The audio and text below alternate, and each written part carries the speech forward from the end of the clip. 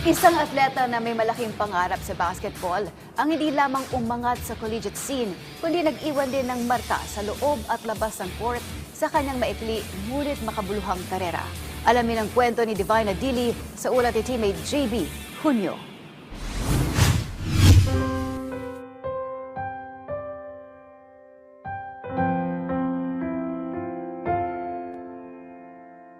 Isang promising na basketball career ang naiwan ni Divine Adili, isang student athlete na mula sa murang edad ay nagpakita na ng pambihirang galing, disiplina at dedikasyon sa larangan ng basketball.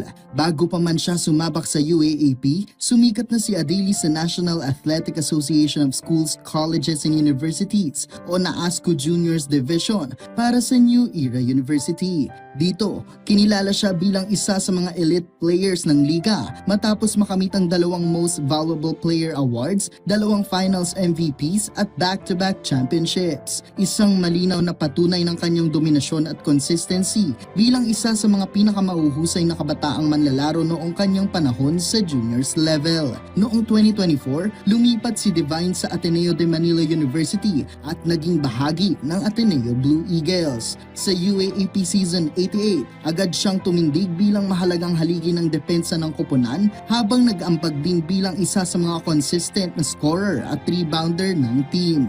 Sa bawat laro, ipinakita niya ang kanyang versatility na nagbigay ng dagdag na lakas sa kampanya ng Ateneo. Para sa karamihan, hindi lamang siya isang foreign student athlete, kundi isang responsableng individual na may malasakit sa kanyang pag-aaral at may determinasyon na maabot ang kanyang mga layunin sa buhay.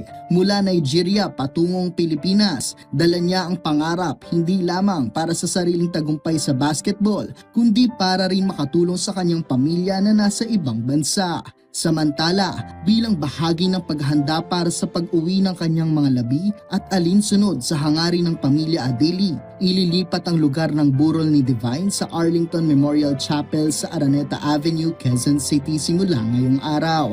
Bukas ang burol araw-araw mula alas 12 ng tanghali hanggang alas 8 ng gabi at patuloy na magkakaroon ng daily mass na iaalay para kay Divine. JB Junio para sa Atletang Pilipino, para sa bayan.